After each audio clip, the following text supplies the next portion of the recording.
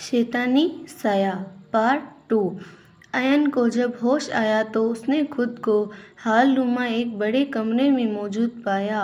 कहराते हुए धीमे धीमे उसने अपनी आंखें खोली। उसके सर के पीछे हिस्से में अब भी थोड़ा दर्द महसूस हो रहा था। होश में आते ही उसे सबसे पहले नीति का ही ख्याल आया। वह चिंतित हो उठा कि नीति पता नहीं कहाँ और किस हालत में होगी। वह एकाएक यूं गायब कैसे हो सकती है और मुझ पर पीछे से वार करने वाला कौन है? ऐसे अनेकों सवाल अयन को उलझन में डाले हुए थे।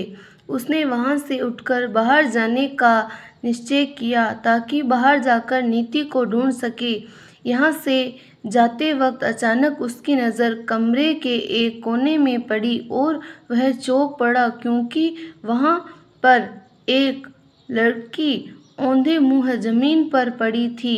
देखने से लग रहा था कि वह बेहोश अवस्था में थी। कहीं वह नीति तो नहीं है? मन में यह सवाल लिए वह जब उसके नज़दीक पहुंचा तो उसने देखा कि उसके जिस्म पर सफ़ेद शर्ट और नीले रंग की जीन्स थी। जिज्ञासावश अयन उसके पास बैठ गया और जब उसने लड़की को सीधा किया तो उसके सामने एक खूबसूरत चेहरा था जो उसकी नीति का तो हरगिज़ नहीं था। यह लड़की कौन है और यहाँ कैसे पहुँची? यह एक और नया सवाल अब अयन के सामने मुंह बाहे खड़ा था। ओह, तो जनाब को होश आ ही गया। तभी यह भारी भयानक आवाज़ उसके कानों में पड़ी। अयन ने देखा कि एक लंबा तगड़ा युवक दरवाजे के बीचों बीच खड़ा था। उसके हाथ में एक रिवॉल्वर था जिसको लहराते हुए वह अयन की ओर बढ़ा। हो तो हीरो, अब ये बताओ तुम इस खंडर में क्या करने आए थे? वैसे तो अयन यूं ही डरने वालों में से नहीं था। वह एक मजबूत जिस्म का मालिक था, मगर जब रिवॉल्वर उसके सर पर तना हुआ हो तो वह कर ही क्या सकता था? उसके जवाब दिया, मैं और मेरी दोस्त नीति यूं ही घूमते फिरते यहाँ आ गए थे, मगर यहाँ आने के कुछ समय बाद ही वह पता नहीं कैसे और कहाँ गायब हो गई और मुझ पर किसी ने पीछे से हमला किया जिससे मैं बेहोश हो गया। पहले मैं नहीं जान सकता था कि यह किसने किया होगा, मगर अब मुझे लग रहा है कि ऐसा करने वाला वह भारी आवाज़ वाला। मैं बोला, हाँ, ऐसा करने वाला मैं ही हूँ। तुम ठीक समझे, यह सब मैंने ही किया है। मैंने ही अपने आदमी कल्लू द्वारा तुम पर हमला करवाया था। उसके इतना कहते ही 3 आदमी और पीछे से निकल कर वहां आए। उनकी ओर नज़र घुमाते हुए अयन ने पूछा, तुम लोग कौन हो और तुम्हारे साथ यह सब क्यों कर रहे हो? मुझ पर हमला करना और मेरी नीति को कहीं गायब कर देना, यह सब क्यों किया तुमने? इसके इन सवालों पर वह शख्स चिल्लाया, ये सारी की सारी गोलियां तेरे भेजे में उतार दूंगा कमीने। हम तुझ पर हमला ज़रूर किया है, मगर तेरी माशूका को छिपाने के पीछे हम बिल्कुल नहीं हैं। मेरा नाम भी डॉक्टर जॉन है। तुम जैसों की झूठी स्टोरी मुझे बहका नहीं सकती। सीधे सीधे यहाँ आने का मकसद बोलो, वरना तेरी लाश को यहीं दफन कर डालूंगा। पिछले कई दिनों से ही हमारे आदमी रणवीर तुम्हारे पीछे पीछे था। हमें खबर मिली थी कि तुम एक लड़की के साथ मिलकर प्रिया को खोज रहे हो। खुद का अजीब सा नाम डॉक्टर जॉन बताने वाले उस आदमी के मुंह से प्रिया का नाम सुनकर अयन चौंक पड़ा। यह आदमी कौन है और यह प्रिया के बारे में कहाँ से और कैसे जानता है? हमारा पीछा करने के पीछे क्या मकसद है इसका? अयन की सोच उस समय बिखर गई जब वह शख्स फिर से बोला जो खुद को डायरेक्टर कहता था। तुम्हारा पीछा करते हुए जब रणवीर ने मुझे फ़ोन कर के बताया कि तुम दोनों यहाँ घुसे हो तो यह सुनकर मेरा माथा ठनका। फिर मैंने ही रणवीर से कहा था कि तुम दोनों को बेहोश कर दे। इसके बाद मैं यहाँ पहुँचकर तुम्हारे यहाँ आने का मकसद पता करूँगा, लेकिन मेरा दिमाग साला तब सर गया जब रणवीर ने मुझे बताया कि तेरी माशूका तेरे साथ नहीं मिली, मगर तुम्हें हमारे यहाँ आने से क्या समस्या थी। अयन ने डायरेक्टर जॉन से पूछ ही लिया। वह हंसा।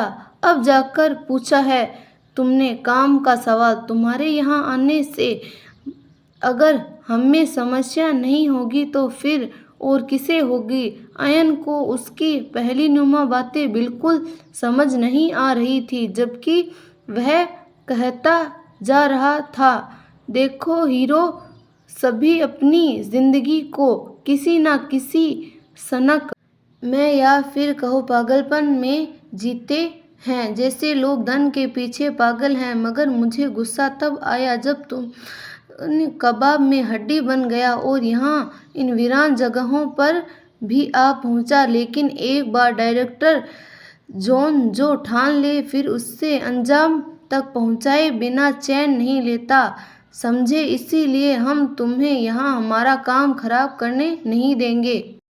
उस आदमी के घिनौने इरादे जानकर अयन हैरान रह गया। कोई आदमी धन के पीछे किस हद तक गिर सकता है, उसकी जीती जागती मिसाइल था यह आदमी। पिछली बार जब हम यहाँ सौदा करने आए थे तब एक लड़की ने हमें देख लिया था, पीछे से दूसरा आदमी बोला। फिर क्या उसे मार डाला? डायरेक्टर जॉन चिल्लाया। अबे भूतनी के, अगर हम उसको नहीं मारते तो वह हम सबको फंसा नहीं देती क्या? देखा नहीं था क्या तुमने वह कैसे पुलिस की धमकी दे रही थी हम सबको? और क्या उसकी आरती उतारते हम? फिर क्या उस लड़की को भी? डायरेक्टर जॉन चिल्लाया। चुप करो कमीनों, अपने सारे काले चिट्ठे आज ही इस लड़के के सामने खोल कर रख दोगे क्या? हमने सीख निरोपते हुए दूसरा आदमी बोला।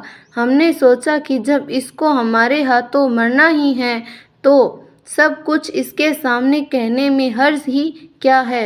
चुप बे कूड़मगज, इस लड़के को बांधकर एक कोने में डाल। अपने बॉस डायरेक्टर जॉन के कहते ही दूसरे आदमी एक नए आदमी के साथ मिलकर अयन को बांधकर एक कोने में डाल दिया। अयन इन सब से बाहर निकलने को कोई उपाय सोच रहा था।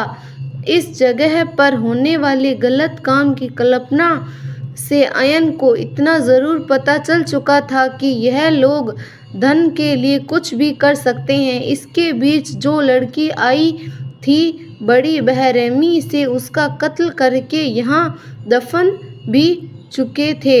अब अयन एक एक कड़ी जोड़कर यह प्रयत्न करने लगा। अयन को कुछ कुछ समझ में आ रहा था। पहले लड़की की मौत, उसके बाद नीति को इस खौफनाक जगह के बार बार सपने में दिखाई देना, प्रिया की भटकती रूह द्वारा नीति को यहाँ आने के लिए मजबूर कर देना, डायरेक्टर जॉन नाम के इस कमीने की जबान पर प्रिया का नाम आना, हमारे पीछे अपने गुंडे लगाना। इन सब घटनाओं का मुख्य कारण कहीं यही सब शैतान तो नहीं है जिस लड़की को इन कुत्तों ने मार डाला है? कहीं वह प्रिया तो नहीं है? यह सब सोचते हुए अयन के मनोमस्तिष्क में जैसे धमाके से हो रहे थे। अयन बड़बड़ाने लगा, अगर यह सच है तो बहुत बुरी मौत मरेंगे यह सब हरामी। वह क्रोध और बदले की जलती हुई आत्मा इन में से किसी को जिंदा नहीं छोड़ेगी, कुत्ते की मौत मारेगी वह इनको। क्या बोला बे तू? डायरेक्टर ने अयन कनपट्टी में रिवॉल्वर का दबाव देते हुए कहा। इस हालत में होकर भी टाई टाई कर रहा है तू? जी करता है तुझे अभी निपटा दूं, मगर तुझसे सच उगलवाए बगैर तुझे मार भी नहीं सकता। अब तू बक भी दे कि तेरा क्या झमेला है, तू यहाँ क्या करने आया है और वह तेरी नीति कहाँ है? मैं तो खुद ही नीति की गुमशुदगी से हैरान परेशान हूँ। और रही यहाँ आने की वजह तो सुनो, हम दोनों को यहाँ प्रिया के कारण आना पड़ा क्योंकि उसके डरावने सपने बार बार नीति को डराते रहते हैं। जीना हराम हो चुका था नीति का। प्रिया बार बार इस जगह पर नीति को लाने की कोशिश कर रही थी, इसीलिए हमको यहाँ आना ही पड़ा, यह जानने के लिए कि आखिर सच क्या है। मैं पहले ही समझ चुका था तुम्हारे यहाँ आने की वजह, मगर तुम्हारे मुंह से सच सुनना चाहता था। डायरेक्टर ने कहा। तुमने सच उगल दिया।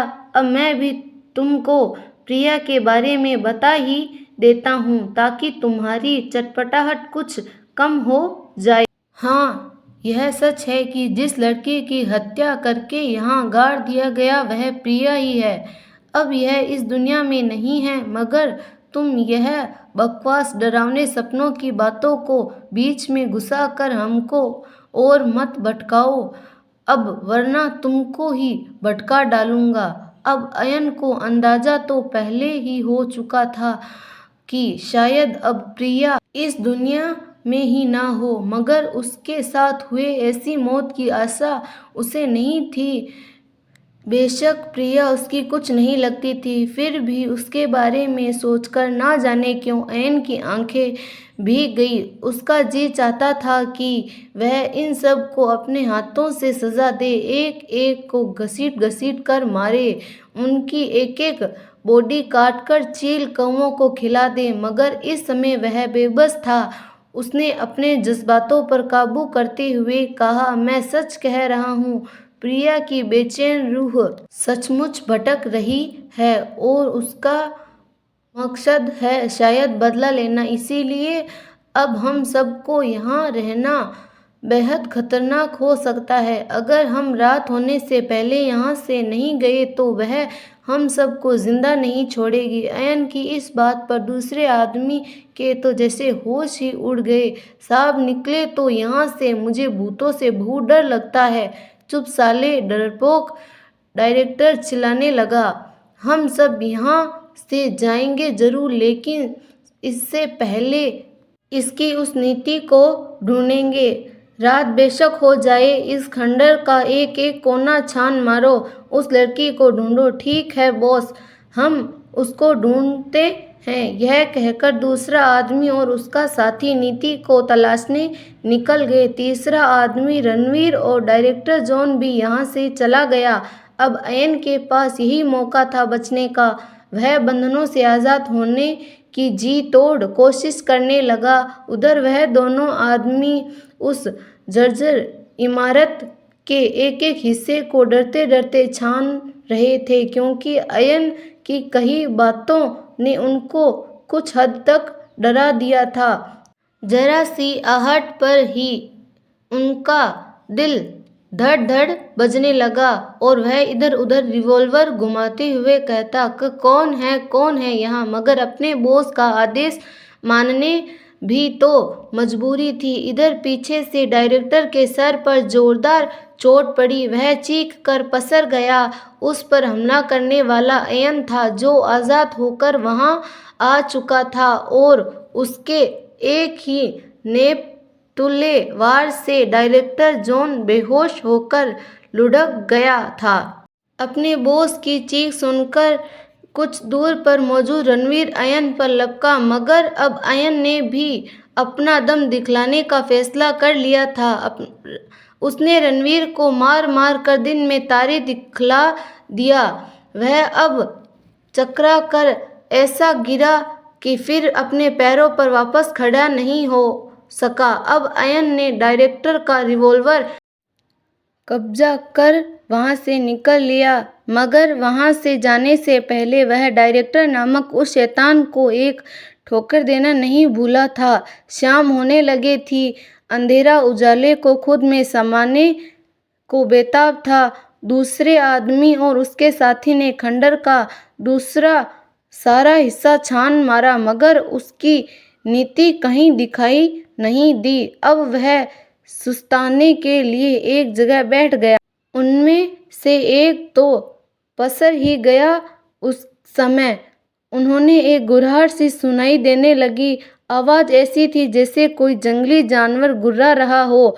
इधर देखते हुए जब उनकी नज़र ऊपर छत की ओर गई तो वह दहल उठे, क्योंकि ऊपर छत पर एक काली परछाई सी चिपकी हुई थी जिसकी आंखें अंगारों सी दमक रही थी। यह खौफनाक नज़ारा देखकर उनके मुंह से तो चीख निकल गई थी। यह चीख अयन के कानों में भी पड़ चुकी थी। अयन जल्दी से चीख की दिशा में दौड़ा। वहां पहुंचकर जो नज़ारा अयन के सामने था वह उसके होश उड़ाने के लिए काफ़ी था। वो दोनों डरते हुए एक दीवार से चिपके हुए थे और बिखरे बालों वाली एक चुड़ैल उनको चीर फाड़ कर रख देने के लिए तैयार दिख रही थी। उसके मुंह से जानवरों की तरह गुर्राहट निकल रही थी। जब अयन ने उसका चेहरा ध्यान से देखा तो वह चौंक कर दमक पीछे हट गया, क्योंकि वह चुड़ैल नीति ही थी, उसकी अपनी नीति, जिसको वह कब से ढूंढ रहा था। और अब जब वह मिली है तो इस हाल में अचानक खींचा वह ये तुम क्या करने जा रही हो नीति? तुम्हें क्या हो गया है? नीति के डरावने सपनों को हकीकत में बदलता हुआ देखकर अयन हैरान रह गया था। जिस नीति ने खुद को सपने में चुड़ैल बनते हुए देखा था, आज वह डरावना सपना सच हो गया था। अगर आपको हमारी स्टोरी पसंद आई तो स्टोरी को लाइक, शेयर एंड चैनल को सब्सक्राइब करना ना भूलें और कमेंट ज़रूर करें। धन्यवाद।